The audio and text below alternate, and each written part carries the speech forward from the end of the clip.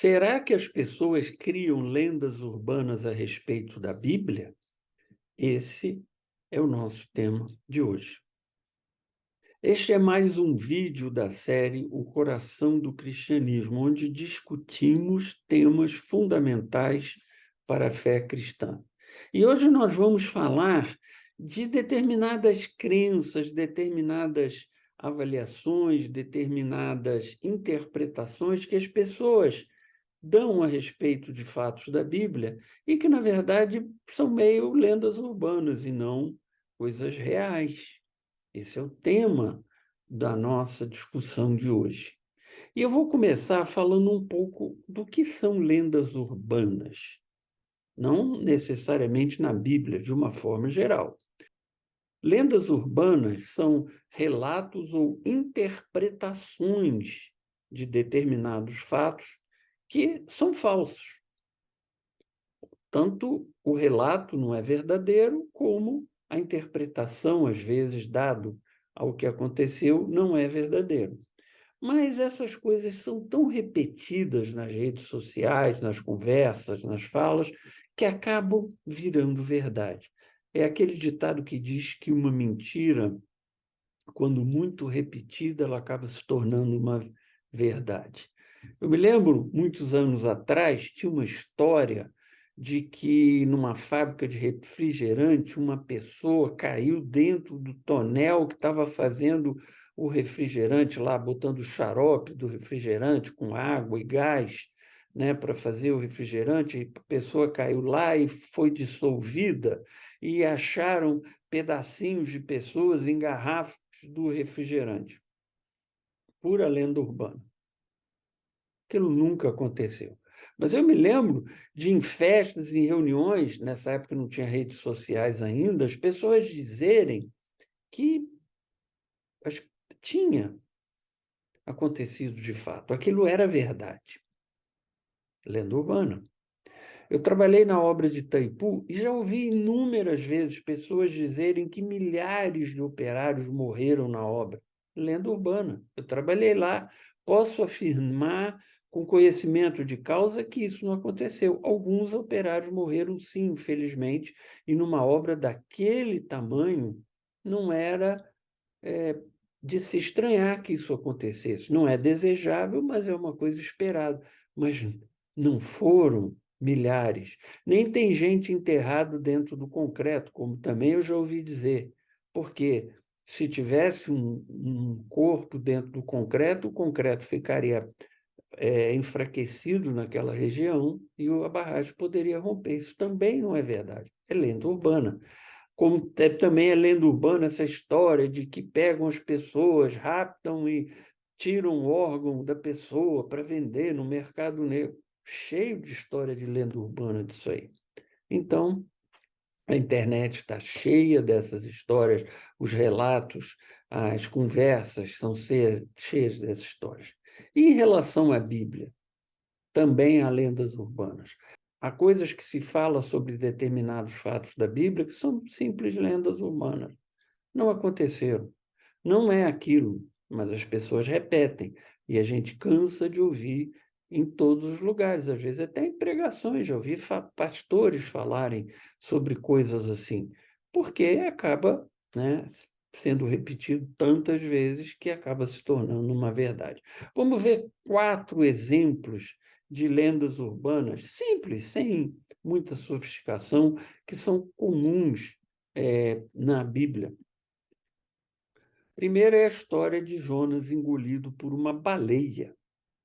Lá no livro de Jonas, no capítulo 1, versículos 15 a 17, Jonas estava num navio, ele estava fugindo de Deus, vem uma tempestade terrível, o navio ia afundar, e aí os marinheiros pegam Jonas e jogam no mar para acalmar a tempestade. E aí ele é engolido. Veja o relato. E levantaram Jonas e o lançaram ao mar. Cessou o mar da sua fúria, quer dizer, acabou a tempestade.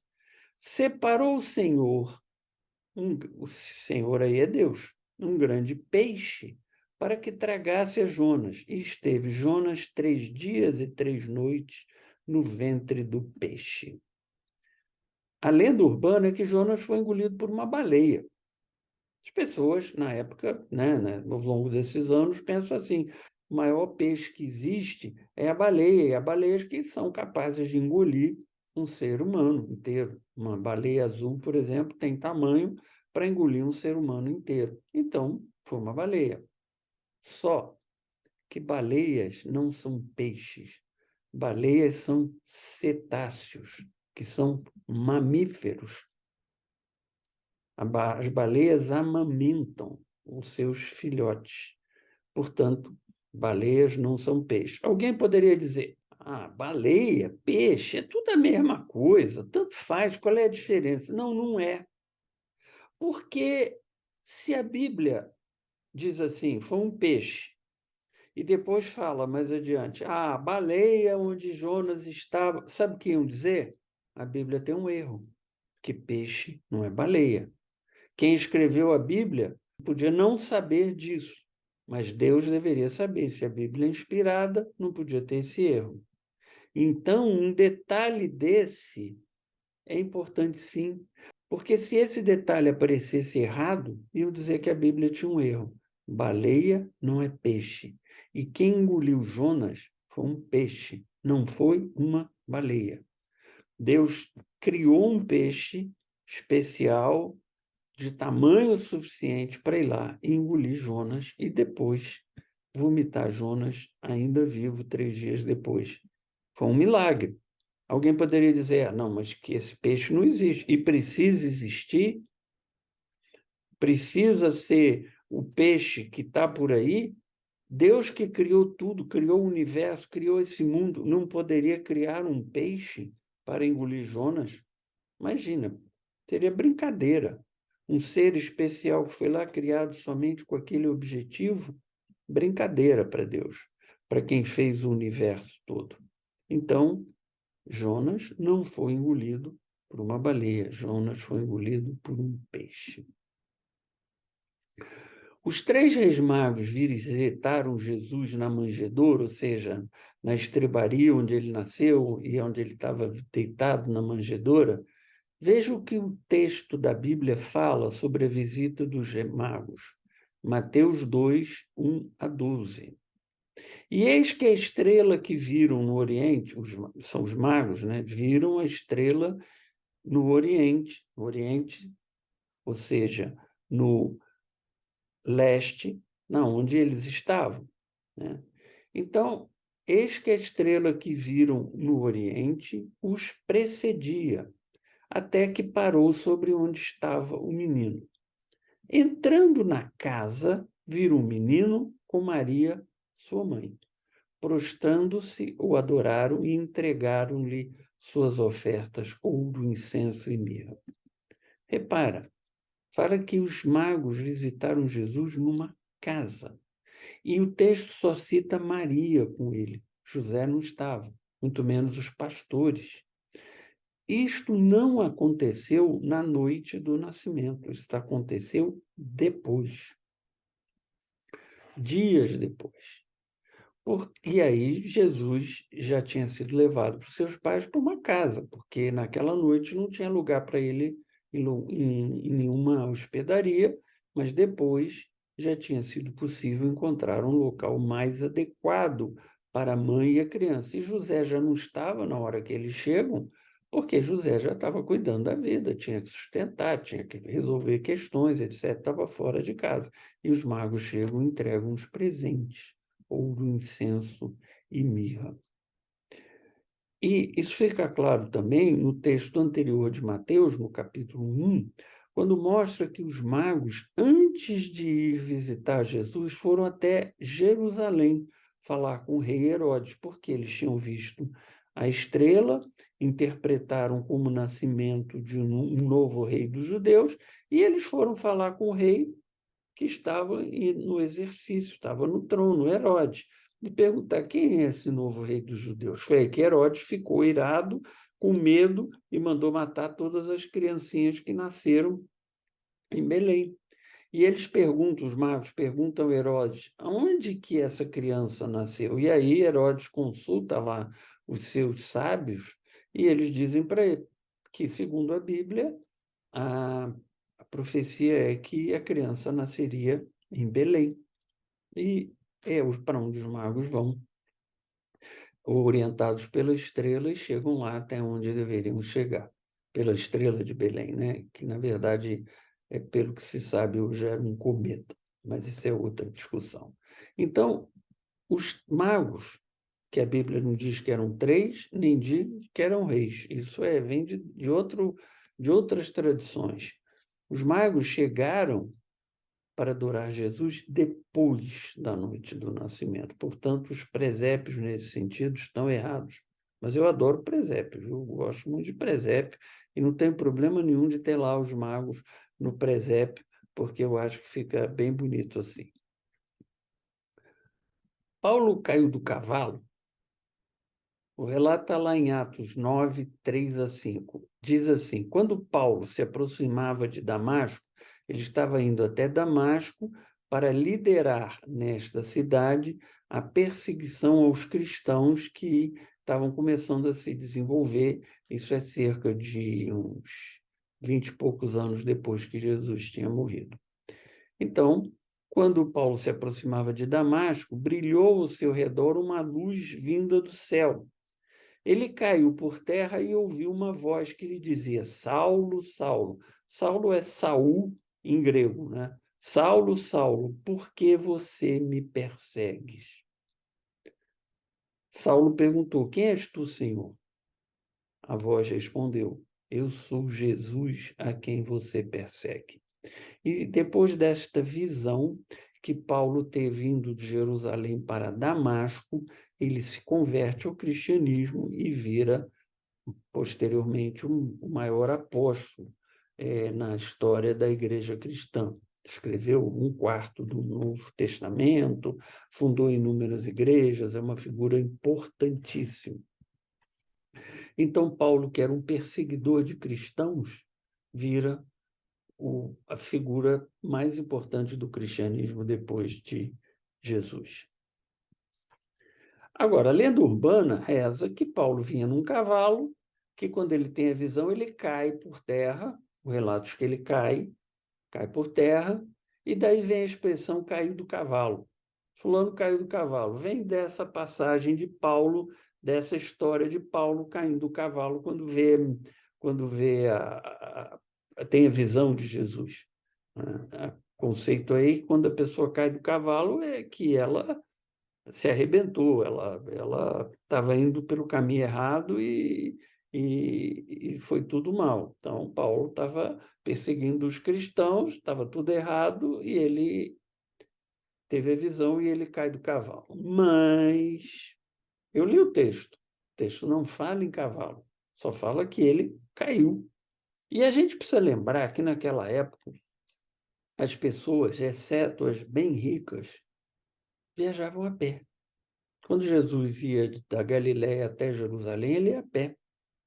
Quando Jesus se deslocava, exceto naquela famosa entrada em Jerusalém montado no burrico, né, na Domingo de Ramos, né, que antecede o Natal, Jesus andava a pé. Paulo ia a Damasco perseguir cristãos, mandado pelos líderes religiosos de Jerusalém, e ele ia num grupo grande. Dificilmente um grupo grande de pessoas naquela época iriam de cavalo.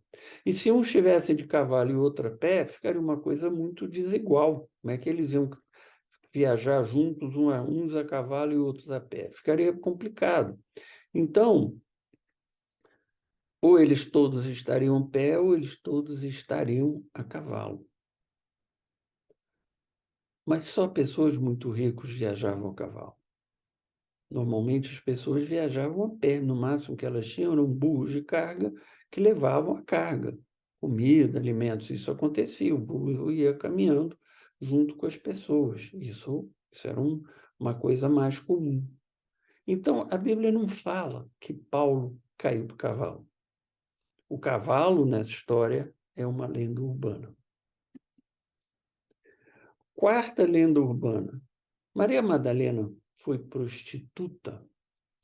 Maria Madalena foi muito importante no cristianismo, né, no início da história da vida cristã. Ela era muito ligada a Jesus, era uma das discípulas mais importantes e liderava o grupo de mulheres que seguia o bando de Jesus, promovendo recursos, ajudando, fazendo comida, em suma, sendo úteis de alguma forma. E ela tem a glória eterna de ter sido o primeiro ser humano a ver Jesus, o primeiro ser humano a falar com Jesus depois de ressuscitado. É o que a Bíblia nos conta. Ela era uma pessoa especial para Jesus e era uma pessoa especial na história da igreja cristã. E por causa disso surgiram várias lendas sobre elas, como que Maria Madalena, por exemplo, casou com Jesus. Quem viu aquele livro, leu, viu o filme do Código da Vinci, tem lá essa história lá, que muita gente acredita, muita gente fala que a Bíblia em momento nenhum sanciona isso. A Bíblia em momento nenhum dá qualquer base para isso ser considerado verdadeiro. Foi uma coisa que surgiu depois, né? Boatos que foram, ou lendas urbanas que foram criados. Mas há uma lenda urbana de que ela era uma prostituta. Eu canso de ouvir isso. Não, Maria Madalena, que era uma prostituta, que Jesus se converteu, etc. A Bíblia não fala que ela era uma prostituta. A Bíblia fala dela especificamente, aliás, a Bíblia fala pouco sobre ela. O que a Bíblia fala especificamente sobre ela é que ela estava possessa por 7 demônios e Jesus a libertou desta possessão. Isso está lá em Lucas 8:2. Fala também que ela foi a primeira pessoa a ver Jesus ressuscitado. Isso também está lá. Mas em lugar nenhum está escrito que Maria Madalena era prostituta. E essa lenda urbana foi construída no século VI da nossa era, quando alguns teólogos identificaram Maria Madalena com uma outra mulher, de uma passagem que está lá em Lucas 7, 36 e 50. E essa passagem diz: E eis que a mulher da cidade, pecadora, sabendo que ele, Jesus, estava à mesa na casa do fariseu, estando a seus pés, chorando, regava os pés de Jesus com suas lágrimas e os enxugava com os próprios cabelos. Até o fariseu, que era o dono da casa, lá para as tantas, pensa assim: se Jesus fosse profeta mesmo, saberia quem o está tocando, porque essa mulher é pecadora. E, em dado momento, ligaram essa mulher, cujo nome na Bíblia não é dado, ninguém sabe como ela se chamava. Ela não é identificada como Maria Madalena, ela é identificada como uma mulher pecadora. Ela passa a ser identificada com Madalena, de quem a Bíblia só diz que ela foi libertada de 7 espíritos. Agora, nesse caso, a confusão foi proposital. Fora para diminuir a importância de Maria Madalena, porque, dizendo que ela tinha sido uma prostituta, etc., diminuiu a figura dela dentro do cristianismo. Então, foi uma coisa feita para minimizar a importância de Maria Madalena, que foi uma figura primordial no início da história da Igreja cristã. E foi feito isso por machismo.